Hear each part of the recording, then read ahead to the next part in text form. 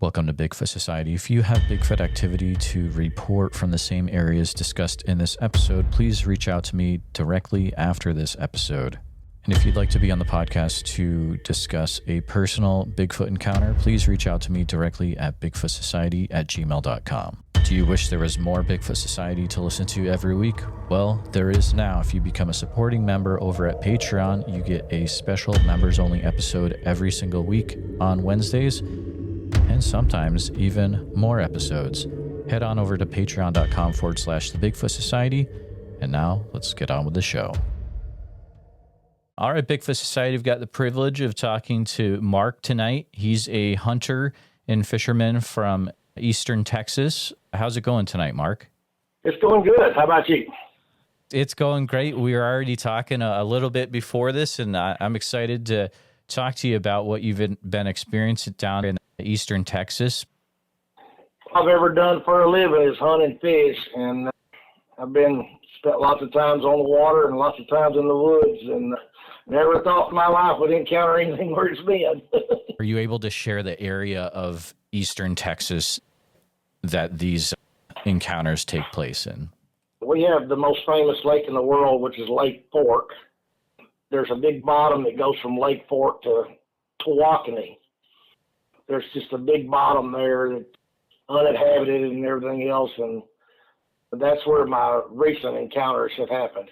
Gotcha. And if you were looking at this on a map, Lake Fork would be east of Dallas, it looks like. But how far back does this happen? This last encounter was probably, we're in November, so I'd say probably June, because I was just putting out cameras for my deer to see them eating on the protein, and I give them names and stuff like that as they're growing up. Gotcha. Mark, what I'm going to do is I'm going to just let you do what you do best, and just, do you mind sharing your story of what happened? I'd love for people to know more about it, because I'm always optimistic, and this world has so many questions that are unanswered, and I don't want to ever feel like I'm making anything up or anything like that, because this happened out of the occurrence, and it was strange. And just to back up just a little bit, I carried a marine biologist one time, and I was telling him my story, and he said, "Mark," he said, you'd be shocked at what we pull out of the ocean sometimes." And I said, "Well, I can't imagine what's in those woods."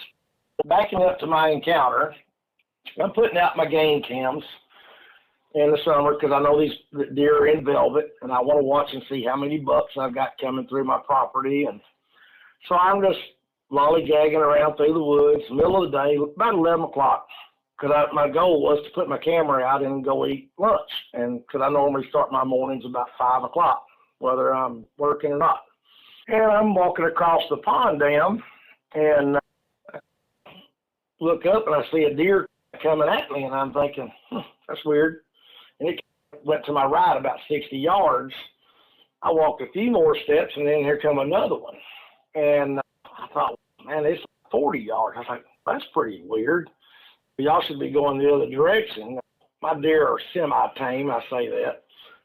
They see me a lot, so they're not just terrified of me, but to run at me, that's a little bit interesting. As I'm walking across my pond dam, and I've got my cellular camera in my hand. Now, I don't like carrying my phone in the woods, because if you're out there putting up tree ladders or deer stands and ladder stands, I don't want to lose my phone in the woods, because I'd never find it. So I just don't even carry it unless I'm in my side-by-side. But I do have my cellular camera that sends pictures back to my cell phone in my hand. I'm going across to put it up across the pond. I look up after these deer come at me, and I had cut a limb off of a cedar tree that was about face high when you're in a side-by-side, and I turned this corner on my trail, and it slapped me in the face, so I'd cut it off, and I just threw it down on the ground right there in this little opening. This little opening is about the size of 2 pickup trucks. And as I walk across the pond dam, I look up. In the woods, you're going to be looking for movement at any time. And so I look up, and I see something black in front of me, and I'm thinking, it's a pig. I've got a lot of wild hogs in that bottom. First thing goes through my mind is it's a hog because it's black and it's low to the ground. I take a few more steps, and this thing went from ground level to a linebacker position. And I was just like, what the heck? Because hogs don't stand on their hind legs, or hogs don't grow like that. They usually skimmish and run off. And then I looked at it again, and it stood on up, and it turned around so smoothly from facing me to putting its back toward me, just like it was so fluid. And at that point, I don't know, I was going to John Wayne it, because I just threw the camera down, pulled my pocket knife, and went running after it. And at this time, I'm 30 yards when I take off running. It's 30 yards from me. It steps in those woods, and it disappeared. I couldn't believe how fast it got away from my vision. Now, my woods ain't completely thick, but I should have been able to see this thing for at least 100 yards before it crossed my fence row, and I never seen it again at that point. I went back to my cabin, pulled out a pen and some paper, and I drew a sketch of what I had just seen because it was fresh on my mind. And I was flustered. I was flustered pretty good because I was just like, man, I'm not supposed to be seeing this here. I went back and got a tape measure after I drew the picture up on a piece of paper, and I knew where it walked beside this tree. I went over to that tree, and I measured to where I seen a knot. The last visual I seen as it walked by this tree was the knot that I cut a limb off was even with its right ear. Now, I didn't see no ears. It was too hairy to see any ears, but about where I would assume the ear would have been on its right side. And I thought when I first seen it get up, to be honest with you, I thought it was 5, maybe 6 feet tall. And I'm about 5'10", 5'11". When I got to the tree and measured it, I was a little shocked that it measured at 6'6" at the right ear hole. So that would have put the top of the head about, I'd say, close to 7, somewhere in that range. And I started looking around, and I found 3 sets of tracks where it went in, and you can see the depression in the ground, and you can see where it smashed the pine needles down. Can't see no toes, but you can see the outline of the foot, but no toes, because it's good hard ground. What's funny is one of the tracks sunk in, and I stood right beside that track, and I couldn't sink the dirt in. Evidently, I'm 250. Evidently, it's heavier than me. It didn't look heavier than me, but it was, because of that one step, because I couldn't make it go down. A few days goes by, and I'm out again, and I'm going up that little trail on the side-by-side, and I just see a black flash. This is yards from where I seen it go into that tree. And it goes across my trail. It was so fast, it was like if you blinked your eyes, somebody just threw a football across the deal. It's just that's how fast it went across the trail. And I never seen it go through the woods or nothing again. And I was just, at that point, I was just like, golly, now I've seen it twice. I said, I'm going to get it. I'm going to get a picture of it somehow. So I have 10 game cams out. I'm thinking, if you walk through my property, I'm going to catch you on one of them, somewhere, somehow. And I kept waiting to get a picture. About 4 days later, I'm going through there to check my cameras, and I see it on my neighbor's property, just on my back fence. And I was able to pull my phone up and snap a picture, and it's a pretty interesting picture, and it looks just like what I seen walk away from me 4 days prior, or 3 or 4 days prior. And that's the last that I've seen it. Now, what's interesting is opening morning of deer season, on rifle season, I was listening, and I've heard these things supposedly whistle. Not sure if that's any truth to that or not, but I heard 3 whistles that morning in the woods, and they were several hundred yards apart, and it's just a one, that's all. Kind of if you had a buddy deer hunting, you go, I'm over here, and it's just a simple whistle. I heard those 3 whistles in a triangle area, and they come together. And you could tell when they got closer, they whistle till they got closer, and it could have been people for that matter. I don't know. But then I heard the doggone. You remember the old Budweiser commercial? They used to go ah, or something like that. Yeah. It was kind of ah. No way. It's what it sounded like. It's like ah. And I was like, what? And then the next thing I know, I heard it make two more noises, weird sounds. I can't even try to duplicate. Couldn't even tell you what it sounded like. It was just, it wasn't a whoop or whatever, but it went back down in this bottom toward the lake. All this is happening pretty much in that one little corner of my property. I've got pretty heavy cameras in there, but I'm still waiting on the next encounter. But I want to back up one thing. In 2020, where I had my game cameras out, I was checking cameras one day, and I went through the pictures, and I seen two pigs in the middle of the day, and they're running.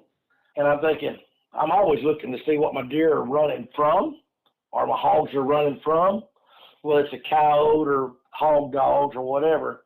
And I go to the next frame, the next picture, and I see this thing coming up out of, I got a little creek that runs through my place, and I see this thing coming up out of the creek. It's 60 feet in front of my camera, might even be a little further, but it's pretty good ways. And I showed it to Jeff Meldrum. Most people in the Bigfoot world know Jeff Meldrum. He thought it was pretty interesting, and I showed him some of the tracks I found. He thought it was pretty interesting. But it looks like a gorilla. That's all I can tell you. It looks just like a gorilla. And it's on its knees, and it's coming up out of that creek, and it's got a big old gray nose, and it's got nostrils you can put your thumb in. It's crazy. I'll shoot you all the pictures I got, because that right there, some people go, that's a bird. I ain't never seen pigs run from a bird, and I can't make out a bird of it. I looked at a gorilla more than anything. Everybody has zoomed it in, said it's a gorilla. And there's at one point in the picture, let's just say you put your thumb or your fingers in your pocket, like your right pocket, and or if you just put your hand on your waist, how your little pinky kind of pops out. I'm doing it right now. I'm just putting my pressure on my right pocket of my leg, and my pinky just sticks straight out. I'm not even trying to. It just sticks out. In this picture of what looks to be a gorilla, you can see a finger. You can see a gray finger. It's the only thing it can be. You can follow the arm all the way down, and there's the pinky. There's the finger sticking out there. I don't know if it's a pinky, but you can see the finger. To say I have something, I've got a neighbor across the street. I showed him the pictures. He's got a little bit more acreage than I do. He was intrigued by them, and we're going to keep our eyes out and see what happens next. Dr. Meldrum has seen the photo. Your neighbor has. It doesn't sound like this has been on the internet at all. No. Yeah, that'd be very interesting to see that. So going back to when you had seen the creature, would you be able to talk through what you drew of the creature, what details you might remember? Yeah, I can send you I took a picture of my little drawing, which if any of the listeners right now have ever watched the Addams Family, it looked like Cousin It. You remember Cousin It? It was just a little fur ball. Yep. That's what it was, but it was black. So basically, when I drew it on the paper, I drew it about the size of my thumb, and then just made the hair outlines. But you could definitely see, and I still remember this right now in my mind, just like I'm looking at it. I remember the back of the head being a little bit taller than the front. Not like a slide slope, but definitely bigger in the back than it was in the front, if that makes any sense. It's not like it's got a chronicle head or whatever people say or whatever. It didn't look like that. It just looked like it definitely was taller at the back and a little shorter above the forehead. I do know what you mean, yeah. So it's interesting. I've never heard anyone else use the analogy of Cousin It, which I totally know what you're talking about. Is there a certain reason? Some of your listeners may be too young. Oh, they definitely would be. I just know because I used to watch Nick at Night as being a lot younger back in the day. But anyways, what were the specific things you noticed about it that made you call it Cousin It, that made you jump right to that analogy? It's pretty hairy. It's pretty hairy. I hear a lot of people say we've seen one and it was like it had the mange or hair was missing. And I can see that because the picture of what I call the gorilla, there's a spot right between its eyes on the top of its head that a big chunk of hair is missing. How many times do you walk through the woods with a ball cap on and a limb knock your head off or hat off? This gorilla picture has a spot right there on top of its head that you would think was catching limbs and jerking all the hair out. It's a big old bald spot, pretty obviously. But the shine, now here's something that I've seen 2 different times on it. One time I seen it across the fence after it was chasing the pigs. My girlfriend and I were traveling around the back, and I seen something on the other side of the fence low to the ground. And I just said, I don't remember that stump being there. And next thing I know, it took off and it was low to the ground. I assumed that was a pig. But I remember seeing what looked to be like a silver streak down its back when it was that day across. When I seen it turn and walk away from me 2 months ago, 3 months ago, in June, it looked like right between the shoulder blades, it had about 16 to 18 inches of either white hair or silver hair between the shoulder blades. I'll never forget it because it stuck out big time. But now I also thought, could that be a glimmer? And then I thought, no, because what I seen across that fence a year or so ago, it had the same thing. So I think I'm dealing with the same whatever. Not a unicorn, I can tell you that. You said it's not a glimmer. Can you define what you mean by that? It's like if sunlight hits a horse's hair, it'll Sure. just give that glare. Okay. The shiny side, shiny like it's using or whatever, make it shine. Totally got it. And one of the pictures I took where it's going the other side before it took off running, you can see that same shimmer. You can see it, and it's 100 yards away from me. I say it's 100 yards away, maybe it's 70 yards away from me, but I got a pretty good picture of it. And you can zoom it in and see that shine off the hair. So the hair seems to be long and black. I don't see any color difference. It looks like black as the ace of spades. It's black. We don't have bears in East Texas. You can go north of here toward Oklahoma and maybe see a few stragglers coming down. Mm-hmm. Where I'm at, I don't know if a bear's ever been seen in our county, ever. It's a bear. Look, this thing was so fast, a bear couldn't go that fast if he had been drugged behind a truck. It's not possible. It's not possible. The steps weren't very far apart going into that tree line because it had just turned around and it didn't have to take but 3 steps and it was in the woods. You see what I'm saying? Mm-hmm. So those steps were not like it was trying to get away at that point. And I never could find any in the woods because of the undergrowth and forage and stuff like that in there. But the ones going in were, you can see the depression of them and the outline of them and stuff like that. How long would you say the tracks were? 10 to 12 maybe. Okay. And I'd probably lean more to the 12s. Sure. It's just hard to guesstimate when you're looking at it on the ground, but I wear a 10 and a half, and it was every bit as long as my foot, but that's in a boot, so if you measure, the boot was probably 12 inches. So cousin yeah, we're just going to refer I'm sorry, to that. that's the only thing I can describe. I say go for it. Go for it. It sounds like you got a look at the face of the creature. Was the whole face covered with hair then, or? I never got, all I got to see is the back of the head. Okay. Gotcha. Never did get to see the deal, but you could tell when it went, as it turned around, you could tell that it was big at the back, and it was just, I don't know, my head may slope like that, I don't know. It was just a gradual decline, and I mean, that's all. I never got to see the face. I want to see the face, but never got to see the face. I just got to see the side and the head, and I couldn't even see an ear because if it had an ear, it was either really small or it's covered completely by hair. But when you see the pictures I sent you, it's pretty woolly. I can't imagine how hot it is in this Texas heat. Exactly. When it's moving away from you, did you notice anything about the arms or the legs at all? No, because see, the bush was in the tree limb that I had cut. Yep. It stands about 4 feet tall. Okay. Most of that was behind it. So when it turned and went away, I'm looking from his torso up.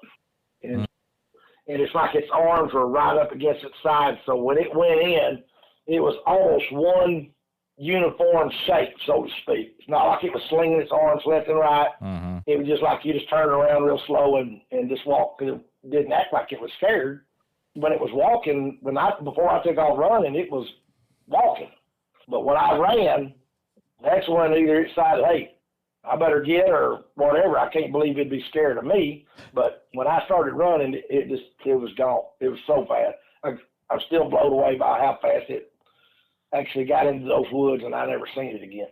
That's impossible. Because you said that you were chasing after it with, you said, a pocket knife, or what type of knife again? Yeah, no, so when I fish, I carry a small pocket knife. Uh-huh. But when I'm in the woods, I carry a big pocket knife. I say a big pocket knife. It's a 5-incher, and it's razor sharp. I keep it sharp at all times. But it's the only thing I had. I just didn't know what else to do. If I would have had, I carry my 9 with me now all the time. I don't go in those woods without 9. Even if I'm bow hunting, I got it with me. Especially because after what I've seen, I'm just like, man, I'm back there bow hunting. What am I going to do? Poke him with an arrow? So I want to have protection. And I don't know that I would shoot one. This depends. I don't know that I would shoot. I'm not going to shoot anything. I don't know what it is, period. But if it turns and counters me, then I have to make a decision, either me or him, and that might bring a decision on the plate. But I don't want to shoot one. I just want to get a good visual one with the things that's happened to me in my life in the last 10 years from hunting experience and stuff. Now I'm really by more than anything. Now, my family has Indian heritage, so if you don't know this, every Indian tribe actually has a name for it. Mm. Every Indian tribe has a name for it. Even Eskimos have a name for it. So I wasn't too much into it. Didn't care whether they existed or not. I've been in the woods all my life. Didn't care. But now that the things have happened to me, I started looking into it more, and I'm starting to put pieces together that's happened to me through the years, thinking I've been around these things a lot more than I thought I had been. Some of the things I've happened, the tracks and stuff like that, oh, man, it's pretty interesting. Never thought it'd be right here in my backyard. Exactly, right. No one ever thinks that. You've talked to your neighbors as well about them seeing creatures on their land as well, it sounds like? No, I have one neighbor that we communicate on deer, which I'm seeing this deer, are you seeing it on your property, blah, blah, blah. And I asked him, I said, you're further down in that bottom than I am. You ever have anything weird down there or anything? He goes, what are you talking about? And I showed him the picture of that, and he goes, no. He said, but send me that picture. And so I sent him the picture. And he says, I hear some things down there, but I ain't never seen nothing. Oh, okay. And I was like, I'm only like 500 yards from you. Yeah. I'm candy corner of your fence. You're down in the bottom. Might keep an eye out, see if there's anything happening down there. He ain't never text back that he's seen anything, but he was like, I need to see that picture. And I showed him that picture. You send that to me. Have you heard any screams or whoops or anything? Yes. Okay. Never paid no mind. I never did. I'd be down there hunting pigs with a thermal at night and hear stuff. They're like, what? What is that? I've heard mountain lions. I've heard bobcats, foxes. They all make interesting noises, but you can tell some of these things, you can't put an animal to the sound, so to speak. And I've heard some pigs scream for bloody murder back there. And we've had some pigs show up with ears missing. I assume that was hog hunters. But we've had some pigs that were dead, found dead on my property, and they had an ear missing. And I thought that was pretty strange. But I don't know, it could be hog hunters taking the ear as a trophy or whatever. It sounds like you've got an eye out on your property now. You're always looking for something to show up, which is cool. 10 cameras. Yeah. Something I also wanted to talk to you about, and this is getting off subject for a little bit, but just because that area of Texas is also known for some other things as well. And so I'm just throw it out there. If you've ever seen or heard anyone that's had an encounter with like an upright canine ever, or No. something called a dog man? No? Now, I heard this dogman theory, and I'm not going to say it don't exist. Again, I'm going to be optimistic. I'm even optimistic that most likely a unicorn don't exist, but as sure as I say he don't, somebody will find one. So I'm always going to be optimistic because of that, but I never heard anything like that. What's pretty interesting, Jeremiah, because now that I've had this and started looking into it, I hear these so-called experts say they follow waterways. You got to think about where I'm at. Mm-hmm. We have the Sabine to the south. Mm-hmm. We have the Sulphur to the north. And then the Trinity too far back that way to the west. We're kind of in the middle of a lot. And then, of course, you got Caddo Lake, the Falk Nest Monster out of Arkansas, the Falk Monster or the Legend of Boggy Creek. That's less than 70 miles from me, or where Boggy Creek runs into Caddo Lake.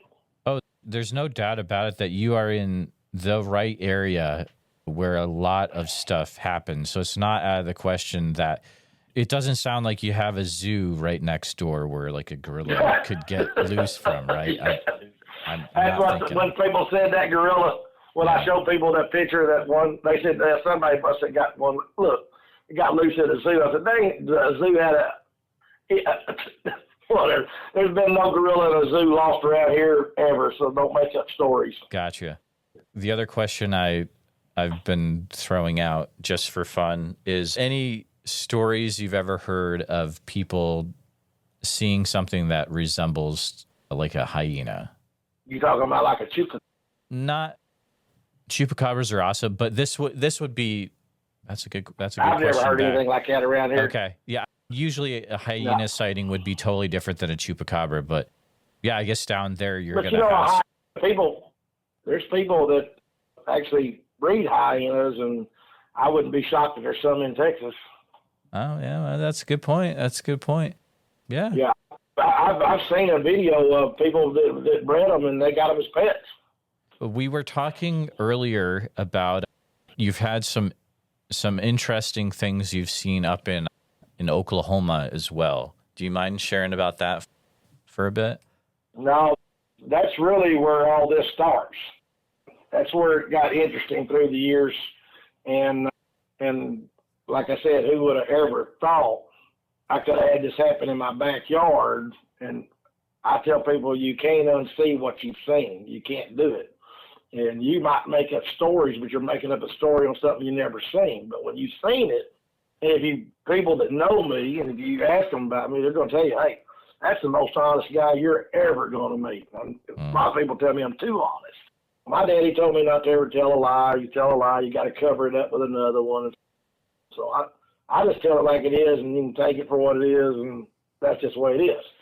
So getting to my Oklahoma story, and I want to start from not the exact beginning, but it's part of the beginning. So I'm going to. This old man was a friend of my best friend, and he told us to come up and deer hunt with him. He said, y'all come up here. He goes, I stay up here by myself. He bought this acreage. Can't remember how many acreages it is total, but it's kind of bottleneck, south of Tulsa. And he had told us when he bought it, he keeps all the cows on this side because on the other side of the creek, it was just, he'd lose a cow if it got over there, so he would never go over there. And he's a lazy old man, so if he's going to hunt, he sure ain't going back there to put no effort in it. He didn't hunt the meadow. He had told us when he bought that place that he had found a human skeleton up in these rock formations and had a spine on it. And I thought, well, that's pretty cool. I was like, where's that at? And I went and looked for it. He told me I never did find it and everything else. So that kind of comes into play with what may have happened to me or what has happened to me. It may have some instances with that for that matter. It might have been a juvenile one for that what matter. Here's how the story goes. We're hunting, been there hunting. We probably hunted there 5-6 years. Never nothing weird. Just typical deer hunting. Oklahoma is a 2-week season, so we're there during the week of Thanksgiving, and it's over. It's a week after, the week of, and a week after. So we go up there. We hunt for 3 or 4 or 5 days, and then go up to another place in Oklahoma and hunt again. We're walking down the fence row before daylight, or right at daylight. I'm going to cross this big creek, which is about a 20-foot in up on the other side. It turns into an old logging road. So there used to be an old bridge at one time there, and it's blowed out. This logging road's on the other side, and I had a deer feeder sitting way back in there, and it took me a pretty good little jog to get back there in the dark. And it was, I'm not scared of anything that I know of, but it was pretty scary walking in there in the dark because you can't see your hand in front of your face. We're walking down the fence road, and all of a sudden his cows come running over at us, like, not like we were going to feed them, but like a stampede. And they're just moving, and we're like, my best friend, he's a city boy, so he has no idea about cows, nothing whatsoever. He looks at me and says, what's wrong with them cows? And I was like, dude, I don't know. I've hunted all over America. I've been ran deer hunts for years, and I've seen them around mountain lions, bears, wolves, coyotes. I ain't never seen no cows act like these. I guess they got the mad cow disease, making a humorous part of it. They ran back out, and you can silhouette them in the pasture a little bit because it's starting to get, it's not daylight. The sun is coming up, so the skyline's bright, but the lower base is dark still. They make about a, I don't know, 50 to 75-yard circle, and they came back and they ran into that barbed wire fence at full speed, just like you were herding buffalo off a cliff or whatever. And they cut themselves. They bit 3 of the T-posts over with the weight of them hitting it at a pretty good speed. We jumped back. What the heck? And my buddy says, man, something's wrong with them cows. And he said, what do you think? And I said, dude, I done told you, I don't know. But I can tell you this, whatever's scaring them might scare me. I ain't going in them woods till I can see, because I just got a bow and arrow.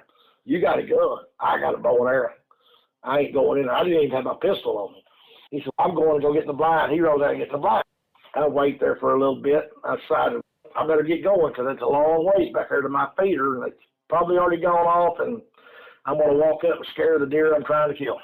I started up this logging road. It's one of them cool mornings, not a hot morning and not a cold morning, but a little hard for a jacket if you're going to be hiking like I was 3/4 of a mile to get to that stand back there.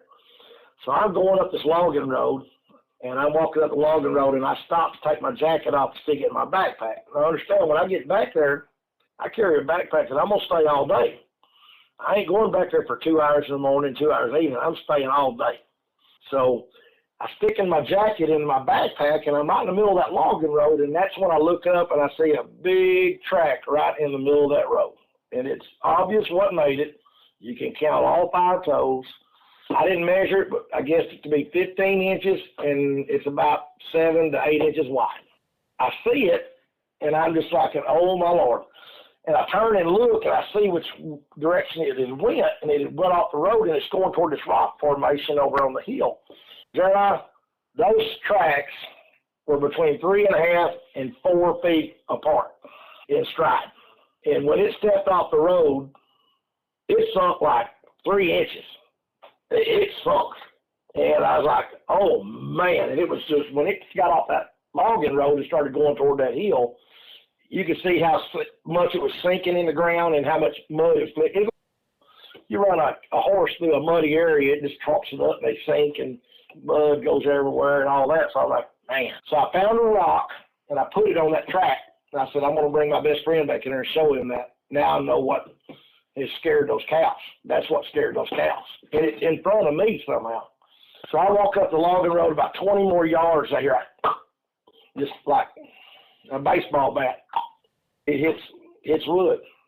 I didn't know what that was. Didn't have a clue. Didn't care. I just wanted to get back to my stand. But to be honest with you, after seeing that track, I'm not deer hunting anymore. I'm looking for what made that track. And I want to see it before it sees me. So I'm going back in there, and I get my stand. I stay all day. I'm looking. I've seen a few deer, but didn't see a lot that day. It didn't seem like they were moving around very good, and it might have been because this thing was in the area. I come out of there, told my best friend the next day, I said, I know what scared, or when we got out of the woods at night, I said, I know what scared those cows. He said, what's that? And I said, Bigfoot. He said, Bigfoot? You and Bigfoot. I said, Scott, I said, how many years we been hunting together? He said, about 30. I was like, have you ever heard me say anything about Bigfoot? And he said, nope. I said, I'm telling you, I've got a track up there in that logging road that's going to freak you out when you see it. You're going to look at me and go, And I said, you just wait. I'll show it to you more. I got a rock laid up there in the road looking where's it. So I took it back in there and showed him the next day, and that's pretty interesting. He said, that's pretty interesting. Still skeptical, didn't want to believe it, but it was like, because he thought I might have been playing hoax. I'm not a hoaxer. I'm a prankster sometimes, but I'm not a hoaxer. So he's like, that's pretty interesting. So we went on and hunted, never seen nothing else, blah, blah, blah. We tried to go back a year or two after, and they have a big flood. And we can't get to the other side of the creek where we have two bow feeders over there, one for him and one for me if he decides to bow hunt. And so we couldn't get back there and fill them up because of the flood. So I said, well, I'll go up there in the summertime when the creek is low down and there's no water in there, very little bit of water in it. There's always water in it, but it won't be a bunch. So I come back about 2 years later, and I come in, I think it's June or July. So I pull down my four-wheeler off, and I'm trying to get my four-wheeler loaded up with corn, and I go down the creek, and I'm looking around to see where I used to get a good run up that embankment at a 45 and catch that logging road and go back and fill my feeder up. It all washed out when you had a big flood. It just washed the whole embankment out. So I'm walking around in the creek, and I hear this. At that point, I had a 40 caliber on my side because I knew I was going to see a snake on that creek somewhere, somehow. So I always carried my pistol for shooting snakes in the summertime. This thing was up on this ledge, and it growled at me, and it sounds like a dog, but it sounds like a bull at the same time. I know we don't have no cattle on that side of the creek, so whatever this is, I'm thinking, I've never heard anything like that, but I got a 40 caliber. I'm a pretty good shot. Don't mess with me or I'll shoot you, whatever. It does it about probably 4 times within about a 20-minute span. And at that time, I start walking down the creek to look for another place to get my four-wheeler up the creek channel. And I can hear it walking with me up on top of this hill. Can't see it. I'm down in 20 foot deep in that creek probably, or at least 15. And I can hear it walking through the brush up there. And I go down this way, and then I hear it's following me. It's tracking me or whatever. And I thought, that's pretty interesting. Whatever it is definitely paying attention to me. And at that point, I turned and I looked up, and I seen 7 sets of tracks coming off the side of that creek bluff, and they were going in an angle instead of just jumping straight off. It was like I did my four-wheeler. I get a run at it in an angle and go up. These were coming down. So I went over there and put my boot beside them, and they were about 11 inches long. But what I thought was weird about those is that the toes were long like my fingers. They weren't like big and round. They were really long and skinny. You can see the big toe was more like a thumb. The other ones were all long and skinny, and they were about 3 to maybe 3.5 foot apart. It didn't have near as big a stride as the one I'd seen years prior. And I was like, oh man, there's a different one, because I knew those weren't from the same one I'd seen earlier several years before.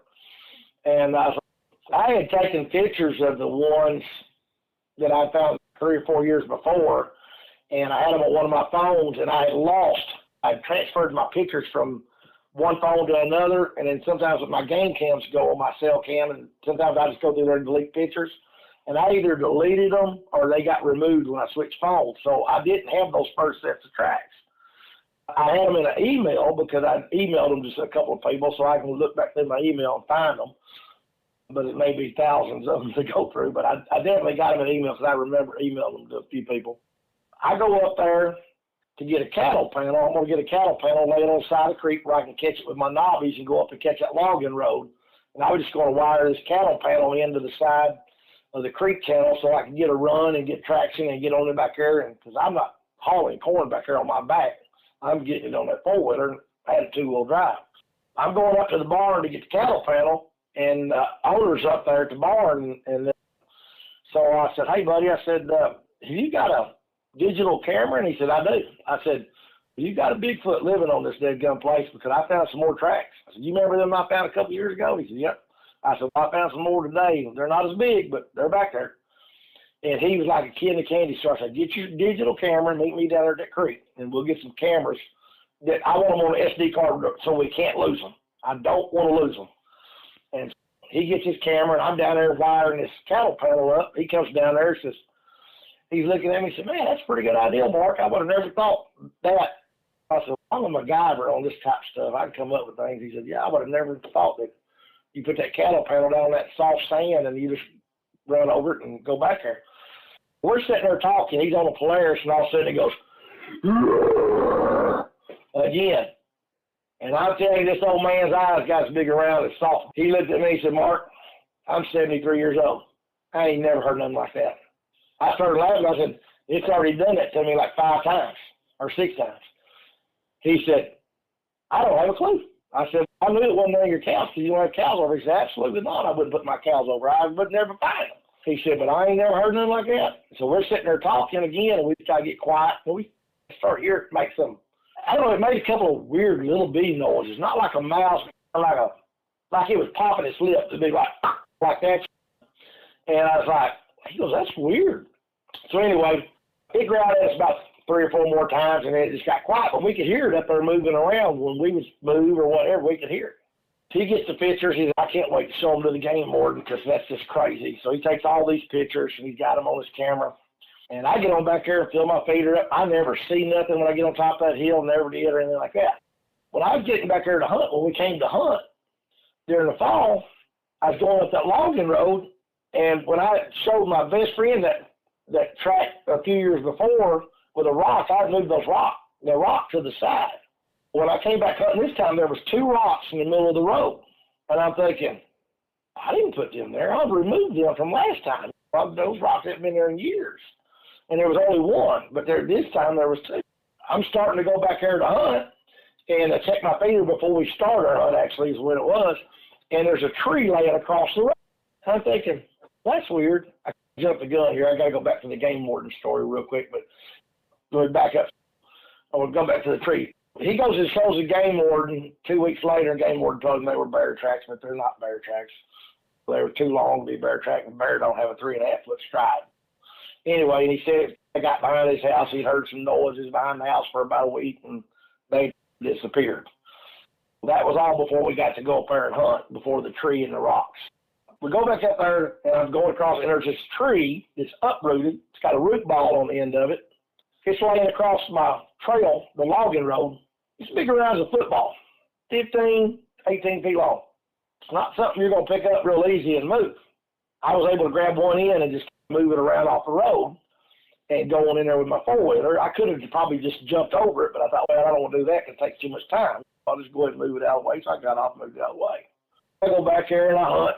About 2 days later, I'm going back in there, and the 2 rocks are back in the road, and the tree was across the road again. I'm thinking, okay, somebody's jacking with me. This is crazy. This shouldn't.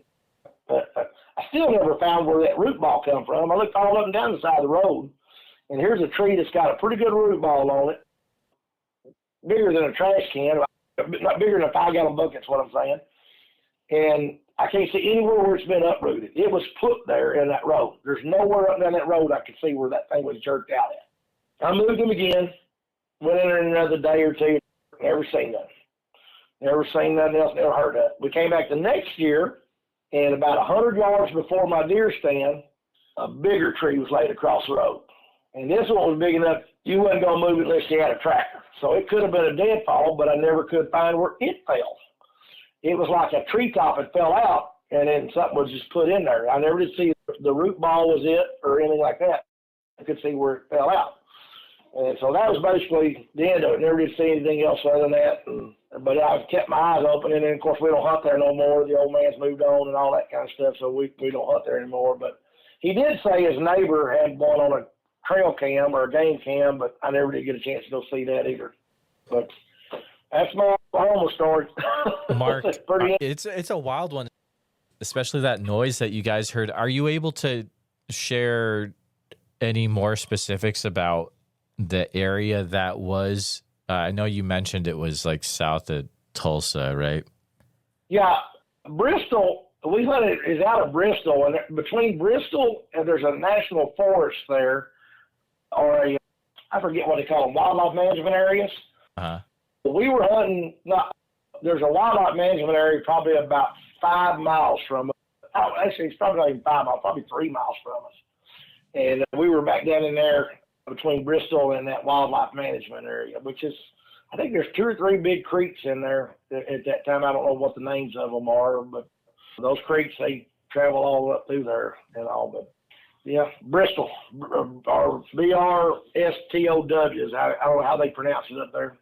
Very interesting. I'm sure there'll be some listeners that hear this, and they might even know that same area. It'll be interesting to hear if anyone reaches out. They've seen something in that area. It'd be great. Yeah. Once you've seen it, you just can't unsee that.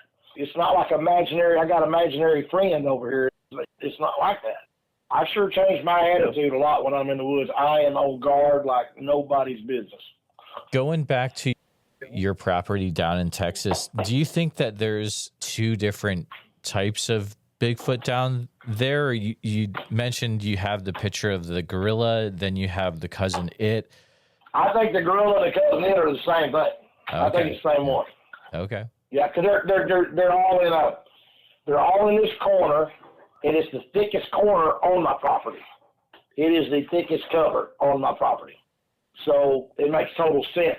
If you're going to hide, you're going to hide where it's thickest, and it's in that little area where it can be undetected. I can see it moving. The guy behind me is on a wildlife ag exhibit. They only bow hunt, and they're just there very seldom. Nobody owns the 12 acres. Well, there's 12 acres to the north of me that's pretty thick. Never seen anybody over there ever.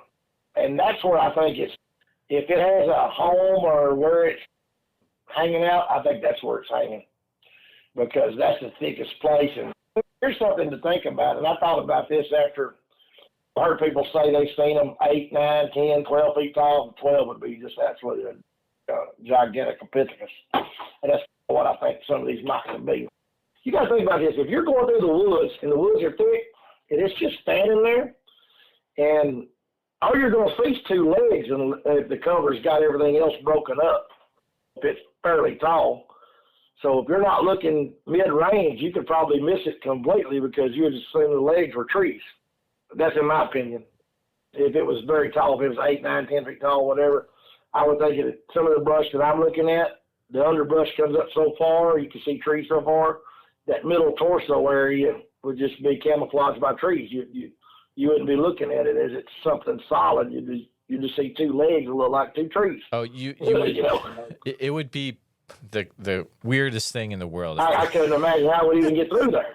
Yeah. I couldn't imagine you could do it, but hey, I want to back that up with something. I have watched elk that have horns as wide as the hood of my truck run through a forest and not hit hardly a branch, or not take their head plumb off. And I'm thinking, how is that possible? I've seen elk with massive racks go through some of the tightest cover. They'll lean that head back and run right through there 100 miles an hour to get away from you. And you would think that their horns would catch a limb and jerk their head plumb back or do a backflip. But nope, right through there. It's amazing what they can do. But I want to give you something else. So people ask me, do you believe? I almost had to now. I said, did I care before? I always thought I'm always optimistic. It's like a white deer exists, but if you go try to find one, you'll spend a lot of money trying to find one and probably not ever find one. Unless somebody says, hey, I got one in my backyard eating cherries or whatever. So I look at it like that. White deer exists, but how many do you see when you're hunting? Or it's pretty rare. I think there's more than people think there is. I definitely think there's just, there's too many people. 1 million sightings a year, probably whatever it is, or 100,000, I don't know. They all can't be hoaxers and liars. You can't be. Have you thought to yourself, what is it that it actually is? It has to be, it's got to be a cross. That's the only thing I can figure.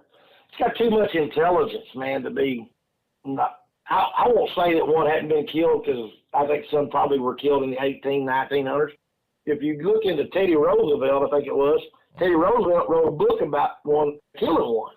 and they were running trap line, and one of his best friends got killed running traps by one, and supposedly he shot at it or killed it or whatever. I can't remember the name of the book that Teddy Roosevelt, but I don't even remember what year that was because I'm older than that. But anyway, but so it's like this.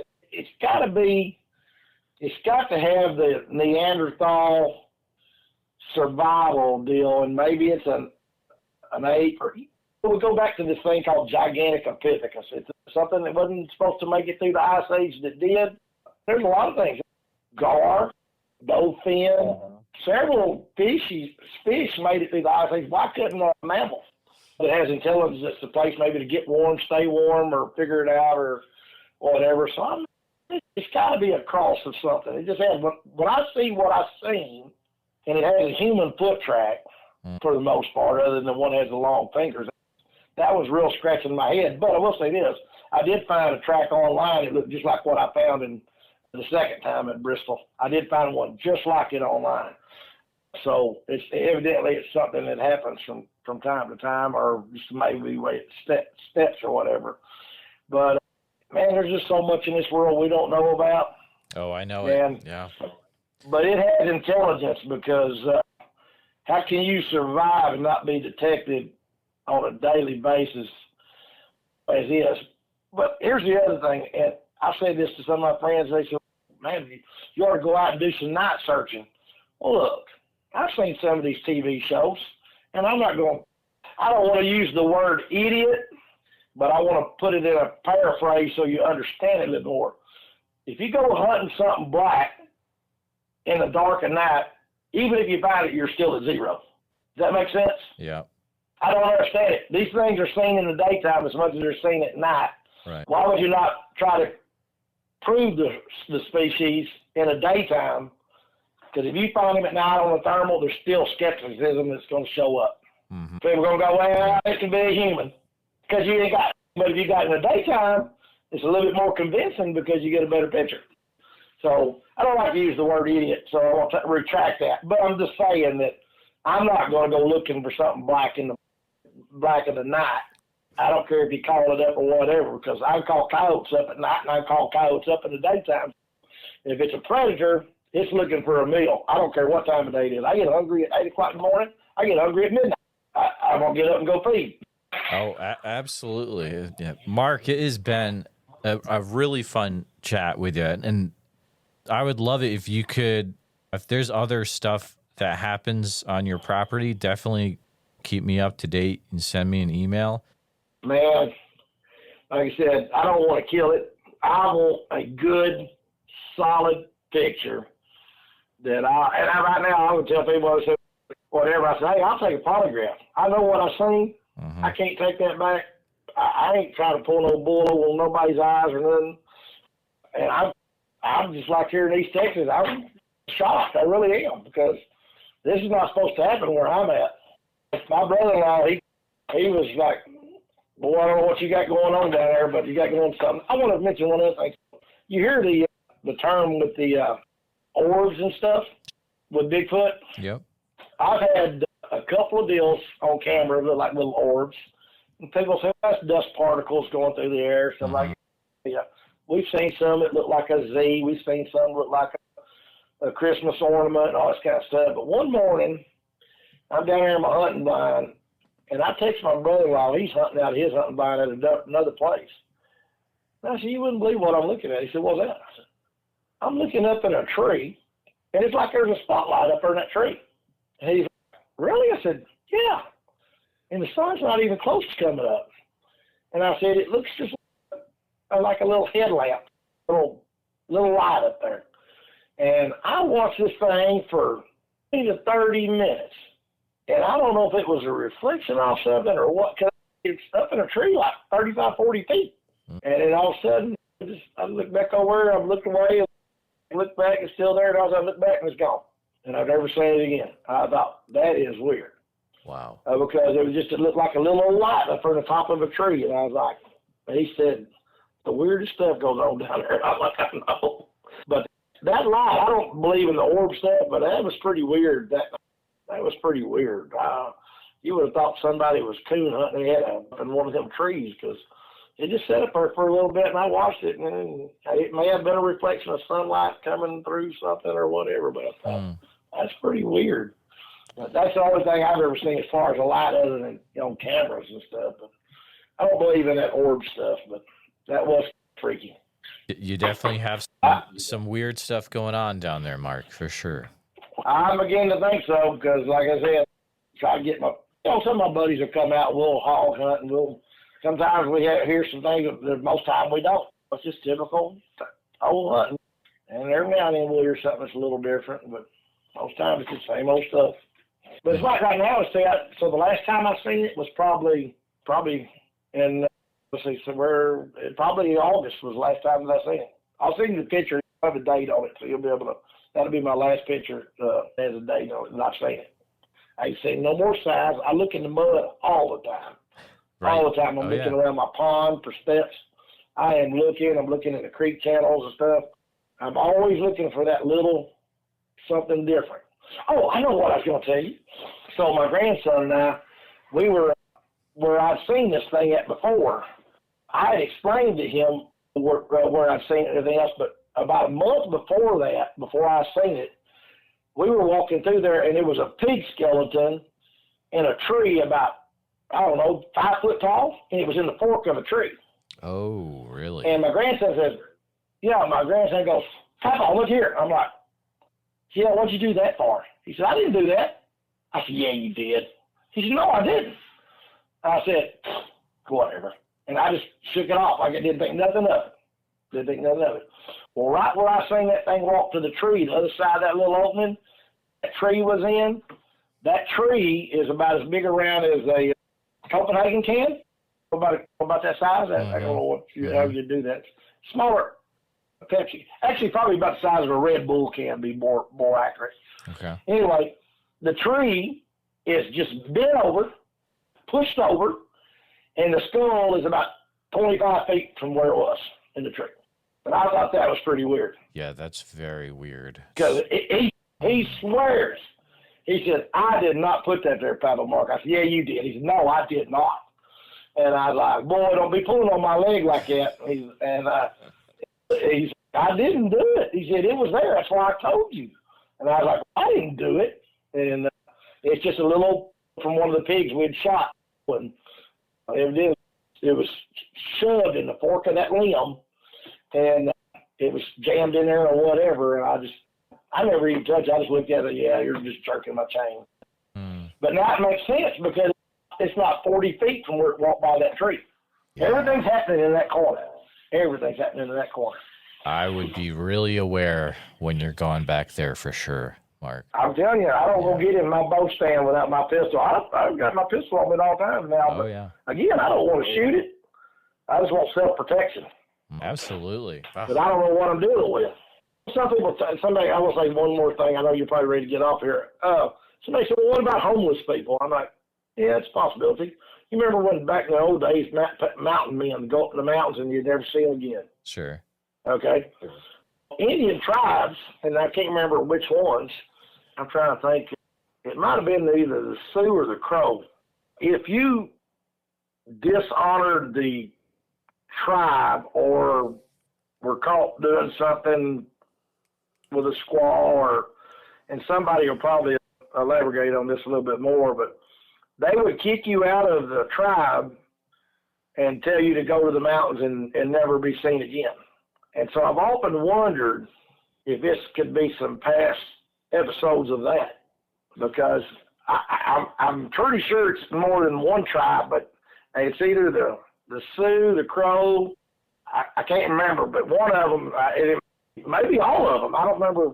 I can't remember if we're Cherokee or Comanche, but whatever, it may be something just in the Native American deal. Somebody may, like I said, chime in on that at one point and see, but I do know that I've heard that years and years ago, that if they did something to dishonor the tribe, they were kicked out, and sometimes they would give them a squaw and they would send them out and say, don't come back, you're no more part of this tribe, you're done, and they go into the mountains or wilderness and never to be seen again. What if they got up there and started a breeding population? It's like the I can't even pronounce Aborigines or whatever in Australia or whatever. Those tribal people that they keep. In fact, I heard they found one just the other day. Another tribe that never even ever been found. But it is very interesting how in certain parts of the world there are still tribes that don't have contact really with the outside world. I just say we know everything. Again, it goes right back to that circle. We keep beating that dead horse. We don't know everything. We're not ever going to know everything. We just got to take each grain and each piece of the puzzle and put it together. And one day it's going to come up there. But, you know, with proving, let's just say Bigfoot in its existence at all, there's lots of examples of blood and hair. Jeff Meldrum's got man, he told me some stories that were just awesome. And some of the tracks he's casted and stuff like that. And I got to visit with him at one of the Bigfoot conventions or conferences. Oh, sure. Yeah. And I ended up buying one of the casts from Patty out of California. And I can say now that I own that, compared to the ones that what I found in Oklahoma, they're not near as big as Patty. Not even close.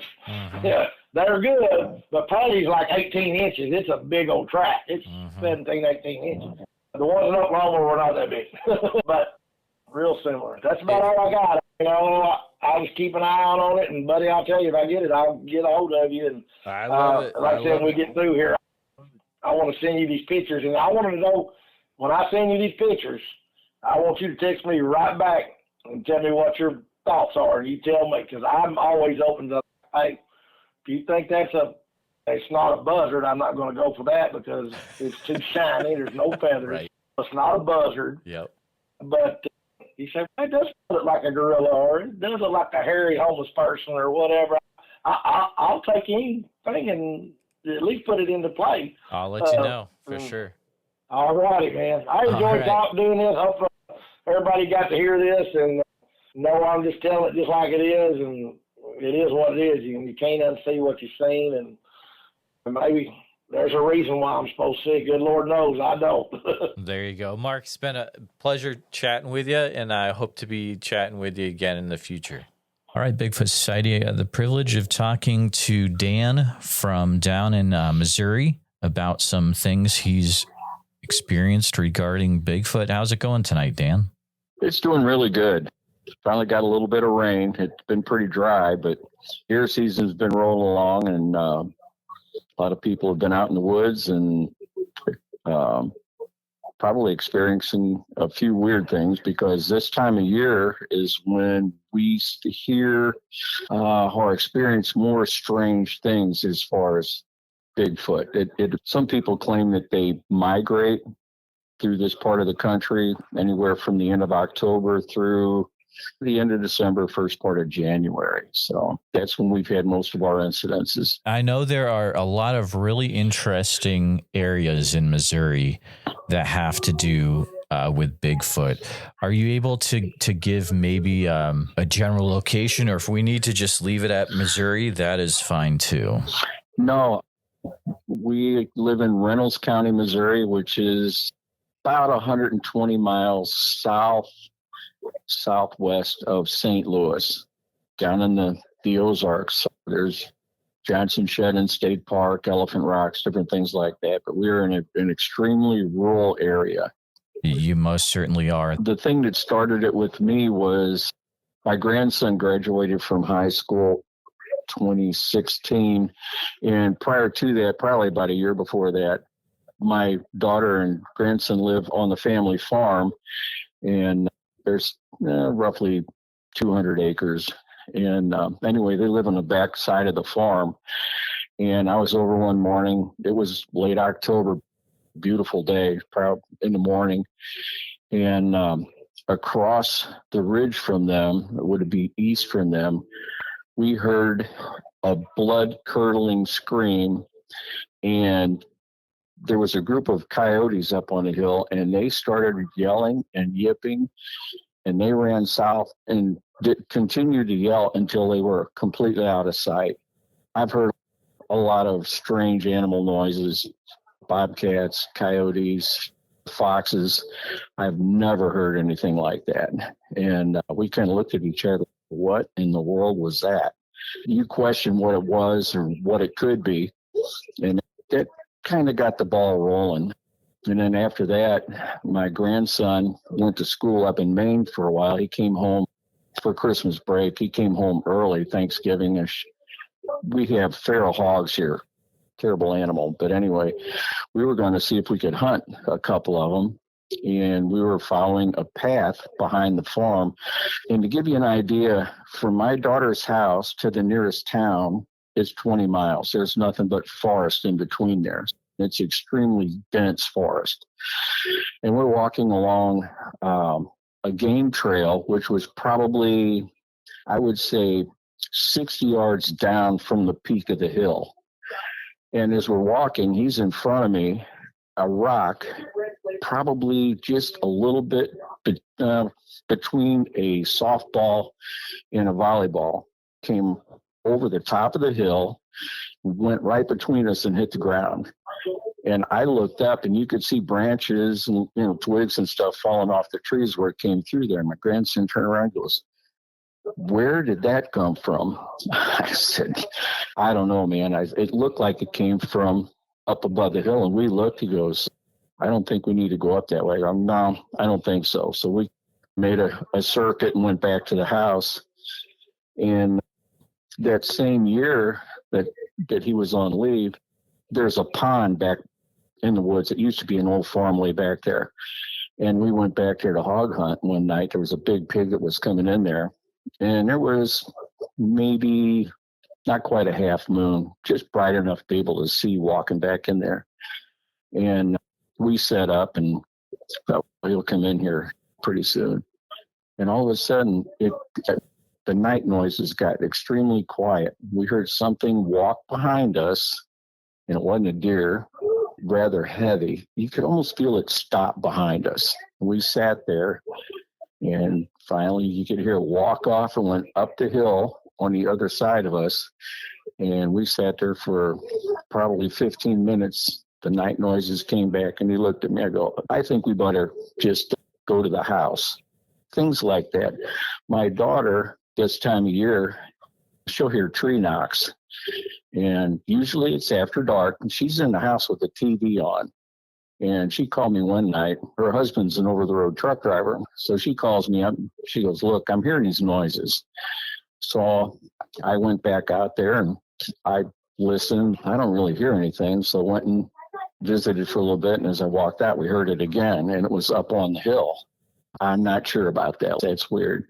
This time of year, she'll hear them, tree knocks, and she's heard 3 of them. One east of the house, one would have been north, and the other one would have been west.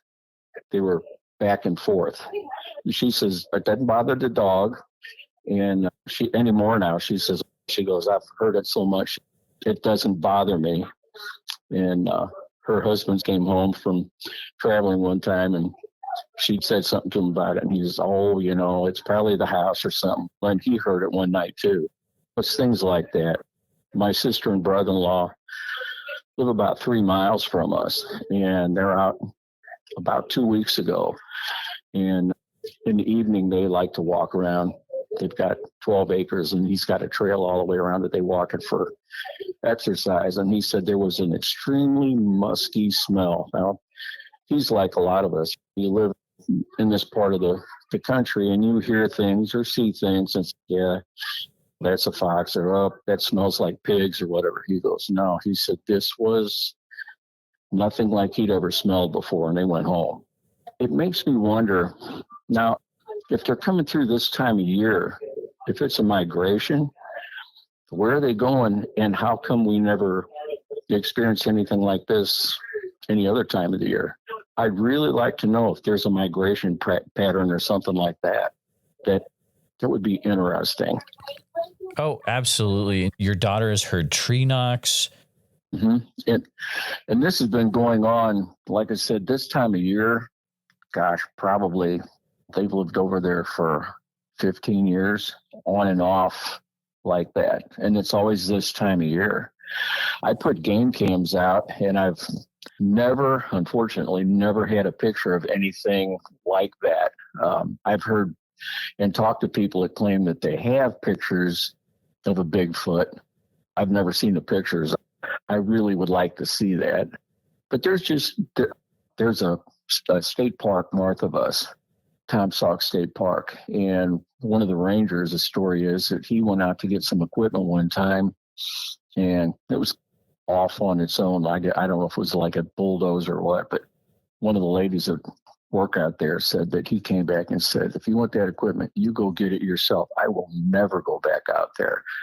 So I don't know what he saw, or you hear different things, and and it's always this time of year. That's what's strange about it. So is that a ranger you know personally, or just you heard about it from somewhere? No.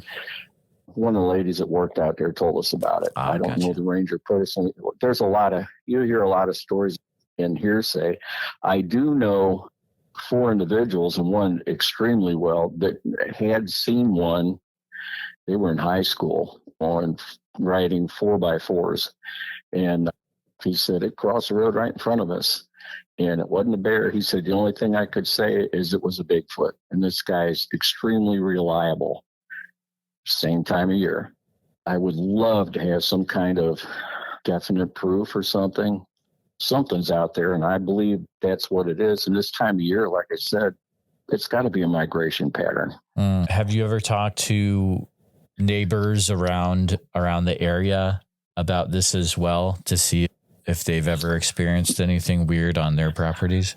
One of the individuals that lives, as a matter of fact, across the street from the highway from my sister and brother-in-law, they had heard this, basically the same scream we heard, only it was a different time. Once again, these people hunt, they're out in the woods a lot. And he said it literally scared him to the point to where he didn't think he was wanting to go out in the woods anymore after that. But we've had people that claim that they've had calves missing and things like that. But as far as, like I said, as the one guy that I do know, he said that he had some hunting dogs missing, and he said he had put a game cam up and had a shadowy image of, he said, the only thing I could say was a Bigfoot.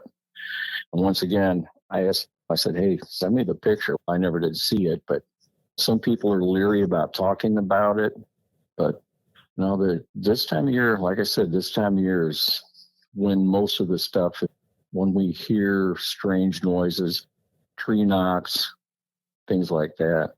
But like I said, some people are just leery to talk about it. So, well, I'm not going. Let's see what's going on. So maybe get some researchers down here or something. Missouri is a state where there's a ton of researchers. You've got Miguel from Sasquatch Theory is hitting up all sorts of places down there in Missouri. And I think you guys have Mark Twain State Forest as well. Mark Twain is just, it's right a stone's throw from here. Is it really? Yeah. Oh boy. And there's, like I said, there's literally miles and miles of nothing but forest. It's a great habitat. Lots of food, deer, wild hogs. Yeah, there's great habitat for them. So I even sent an email to, was it BFRO? I've never heard back from them. When I started following you, it's, maybe I can get a like-minded person or some response. I'm glad that you contacted me. That's wonderful. Absolutely. Whenever I get a connection, I always like to see if I can talk, because you never know what kind of small thing you might drop, and that might help someone who's listening, or some connection out there. It feels like your daughter's having some really interesting things going on. She's really the one that's heard more tree knocks. I heard some, oh gosh, it's been a number of years ago, and I was in a tree stand bow hunting, and I heard it, and it was like, maybe that's a woodpecker, or I didn't even think about that for a long time until Leslie started hearing them. And it's like, that's probably what I heard, because bow season's this time of year too. So, like I said, I'd really like to see if there was a way that people could put the dates together in different locations in the country and see if there is a migration trail. That's a cool idea. So you said you were in a tree stand hunting and you started to hear knocks around you? Yeah, would have been up the ridge from where I was sitting in the tree stand. And like I said, at first I thought, I really didn't equate it to that. But now that I think about it, and it was more than one time. So I wish I'd have thought about it back then. So, although I don't know how happy I'd be to be in a tree stand with a Bigfoot running around. Yeah, exactly. That can lead to some really interesting scenarios that I've heard of, and it can really definitely mess with you. Was there a pattern to the knocks that you heard when you were up in the tree stand? I'd hear, if I remember right, there's probably 3 to 4 knocks, and then there was like a delay, and then again, and then I didn't hear it anymore. And like I said, at first, I just blew it off as like kind of animal, or if it was a little windy, maybe it was a tree limb hitting another tree. I never did put 2 and 2 together at the time. But yeah, it was interesting. Not that I'd have went up the hill to look. Exactly. The scream that was heard, do you remember any details about length, duration, anything weird that you noticed? It was one of these extremely long, oh golly, it was probably 30 seconds, 40 seconds long, extremely long, extremely loud. And it was one of these things that just raised the hair up on the back of your neck. What in the world? And like I said, when the coyotes took off, and they yelped and screamed until they went out of earshot. And we looked at each other and it was like, what in the world is that? And when we talked to our neighbors, and they'd heard something similar, only it was probably a year later. And that's when we even looked up, we started listening to animal noises on the phone. Okay, what's a bear sound like? We know what mountain lions and bobcats and coyotes and foxes sound like, but we couldn't get anything like that. And then he said, let's look up noises for Bigfoot. And he started listening to different things. And there was one in particular, and it was like, whoa, I think that's it. And it was, I think, a recording from Washington or Oregon or something like that. But yeah, it was one of these things. It brings the primeval fear out. Have there been any other out of place sounds that have been heard around the properties at all, or? Not that anybody's talked about. Mainly, the main thing that we hear a lot is the tree knocks. And like I said, the rock being thrown at us that's when it's like my daughter told me, she goes, that's when you really got interested in it. I wanted to start researching a little bit, and I talked to people. I've got a Bigfoot sticker on the tailgate of my truck. And of course, I've got the one in my front yard too that I showed you a picture of. That's a funny story. But anyway, people will see that and they'll go, hey, you believe in Bigfoot? Sure. How about you? And some people will open up a little bit. I thought I heard this, or I thought somebody talked about this. You hear a lot of secondhand stuff. But as far as just down to earth things, I just know what's happened to my family and myself. But yeah, I really started, somebody wants to talk about it, I'm open to talk about it and see what they hear, what they know. And like I said, it's always this time of year. You'd mentioned really quick that there were some dogs that came up missing. A gentleman, he lives probably, I'd say 20 miles from us. I stopped at his place of business one day, and he saw my truck and he goes, oh, Bigfoot. And I go, yeah. He goes, hey, I've got a picture of one. I go, you're kidding me. I said, can I see it? He showed me on his phone, and it was taken from his game cam. You could see the outline, and it looked like he had something, or looked like it had something in its hand. And the guy goes, "That's my dog." I'm going, "You're kidding me." He goes, "No." He says, "I've been missing dogs." And he said, "I put my game cam up and that's what I got." And I said, "Would you send me that picture?" And I gave my phone number, but like I said, I never got it. But yeah. And he was an avid hunter, and he used his dogs for pig hunting. So they weren't little dogs by any stretch of the imagination. But yeah, it was bizarre. I'd really like to talk to him again and see if he's had any. That was last year. Let's see if he's had any incidents this year. And there's a doctor in Salem, which is like 50 miles from here, and he does a lot of research. I have not been able to get in touch with him, but yeah, they claim he's done a lot of research and did talks on it and all that. But like I said, I've never been able to get in touch with him. So once again, it's all secondhand information, but there's definitely a pattern or something through here. Living in that area of the Ozarks, are there other weird things that happen too, or primarily a Bigfoot type thing going on there? Or sometimes these areas have other things going on too? There's people that see different things, hear different noises and stuff like that. Being in the Ozarks, there is a lot of, I don't even know what you would call it, superstitions and things like that. But I've heard some of the older people talk about, there was like some kind of wolf that would go through and make all these weird noises and stuff. And there have been, matter of fact, my brother-in-law has a picture of a wolf. He'd killed a hog on his property, about a 400-pound hog. And there was a wolf. He got a picture on a game cam. That thing was huge. People will hear things like that. It's not that there's a lot of wolves around. I think they probably migrate through too. But yeah, different things like that. Like I said, a lot of superstitions, a lot of areas that people won't go into. Mark Twain National Forest has herds of wild horses, believe it or not, in there. And now we have elk. So people will see something, and it could be just a large elk going through. They started that 10 years ago, bringing elk back in. You mentioned large wolves. Do you think, from what you've heard, these are actual wolves, or is it ever these stories of could be like a humanoid type canine or a dog man or anything like that?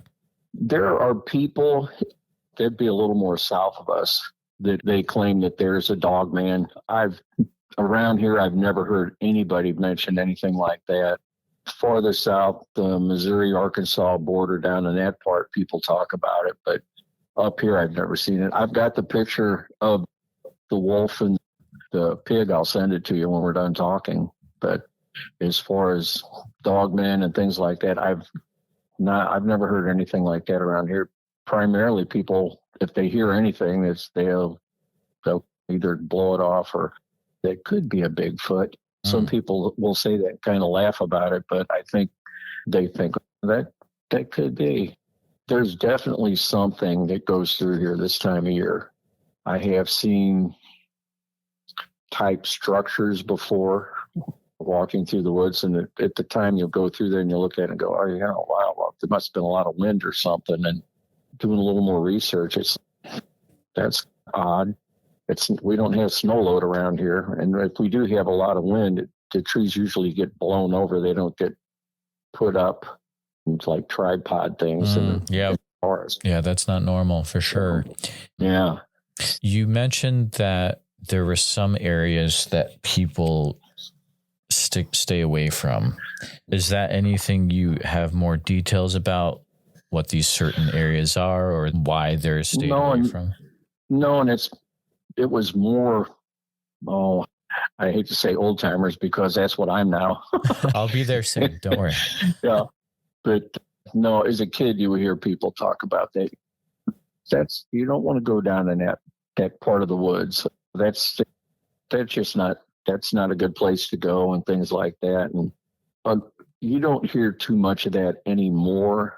Like I said, a lot of the old timers would say that. I remember as a kid, there was a lady that told my cousin and I that there was a place that somebody she said the Indians had a mine and all this stuff. He didn't want to go up there being kids. But we actually found it, and it was creepy. We didn't hang around too long, but like I said, a lot of people in the old days would say stuff like that, but you don't really hear too much of that anymore. I hate to say it, a lot of the younger kids, they're not into going out in the woods hunting that much. There's some, but not like it was when I was a kid. You practically lived in the woods, but you don't hear too much of that anymore. There are places that I'm sure that people would avoid for one reason or another, but I've only heard of a couple of them, and that was one of them that my cousin and I went to that one time. But other than that, don't hear too much of it anymore. Have you ever heard of a place called Marley Woods in Missouri? Marley Woods? No, that doesn't ring a bell. Yeah, I'm not surprised. It's supposedly some place in Missouri where it's like a ranch type setting where there's a lot of really weird stuff that happens, including UFOs and just really weird things like that. But it's kind of like only a few people are aware of the location as it's private property, stuff like that. But it's one of those things you never know. We've seen unidentified flying objects around here. I was in the Air Force, and there's things that I've seen here, and that's no plane, that's no satellite. That's just weird. And once in a while, somebody will say something, oh, wow, I saw a UFO last night. Doesn't surprise me. My son-in-law and I will go out at night and hog hunt, and it's amazing some of the things in the sky. Extremely interesting, and some of it is like, what is that? Don't have a clue. There is a place in Missouri, I think it's somewhere southwest, where there is a light that evidently goes up and down a road. They talk about that too. I can't remember where that was at in there, West Plains or something. I've never seen it. So you said you saw some like UFO type things in the sky. Was it like strange lights or like an actual craft that you saw? Or strange lights? One night my daughter, my wife, and my two daughters were coming back, and there was a large white craft or something, and I stopped in the road, and they said, you just need to keep going. Yeah.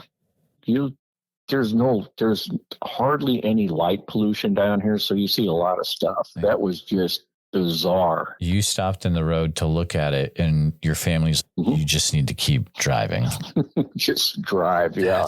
That's really interesting. Yeah. It was really interesting. But no, and then once in a while you'll see something, like I said, have no idea what it is. Can't be human made with the way they move. 90 degree turns, be there, all get real bright and disappear. Just things like that. It's cool to watch, but at the same time you wonder, what is it and where did it come from? Yeah, there's been some really interesting reports from Missouri over the years. You've got everything from the Momo monster back in the day.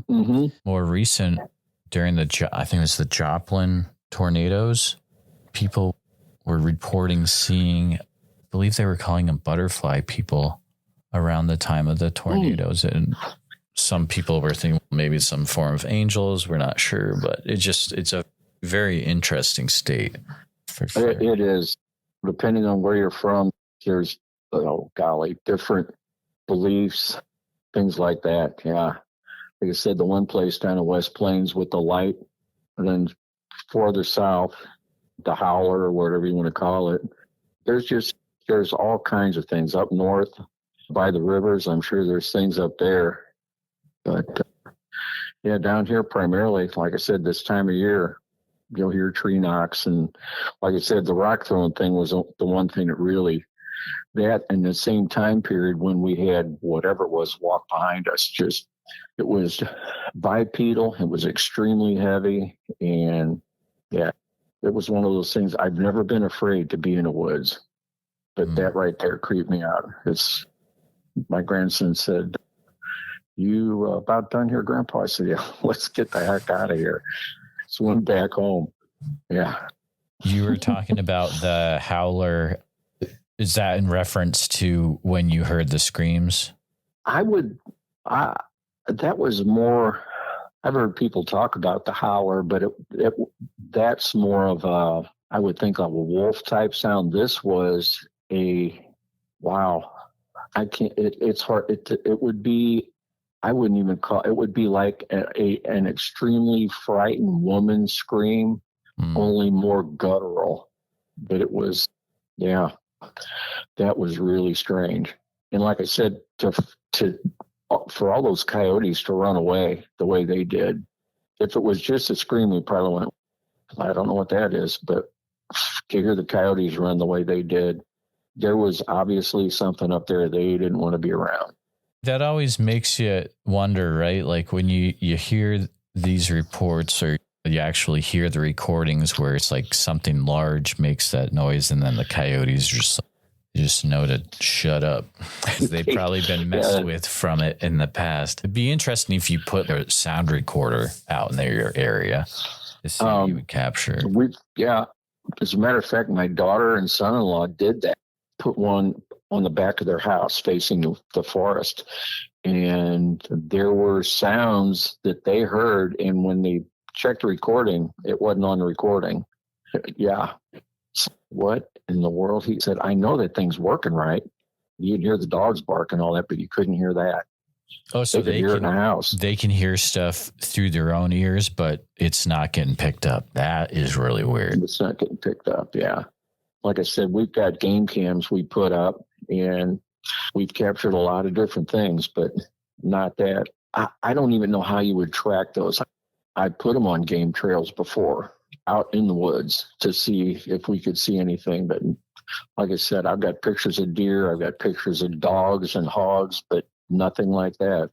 No one's trying to do like a gifting type situation or leave food for them or anything like that, right?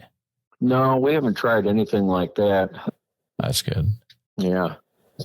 I don't know if I want to feed the animals like that or not, but I've not heard of anyone trying that. Like I said, there's so much out in the forest farm. We've got so much deer. And like I said, the feral hogs are unbelievable. There's so many of them. They have ample food for sure. I don't know. It is interesting, though. I remember seeing a TV show where they were putting stuff out for them to eat, donuts and all kinds of stuff. And I keep thinking, maybe that's hooey. I'm not sure, but yeah, personally, I am very wary of stuff like that. Cause like one of the times you're going to either stop feeding them or you're going to forget to. And that's like, those are the reports I take where it's like, it just stuff goes haywire after that. Yeah. Yeah, I think I'd pass on that action for sure. Yeah. No sense pushing our luck. I don't mind putting game cams out and seeing if I can hear them, but no. Yeah, that might irritate them quite a bit. Dan, it has been fun chatting with you. It sounds like you have some really interesting stuff going on there. Definitely keep me in the loop. If you hear some more stuff, go on down there. I definitely will. And like I said, I'll talk to different people, see if there's anything. This time of year, there's a lot of people deer hunting and things like that. See if there's anything that anyone locally has heard. I can send you that picture of the wolf, too, if you want, and see what you think of that. Oh, absolutely. My daughter particularly, she'll tell me, I heard him again last night, Dad. And like I said, at first it bothered her, but now it's, whatever.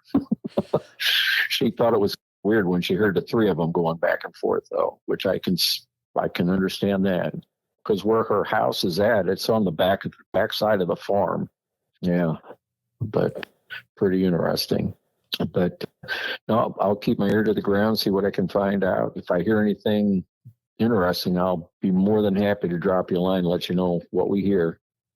Here at Bigfoot Society, our goal is to provide a platform for those that have encountered Bigfoot to share their encounter in a safe and respected environment.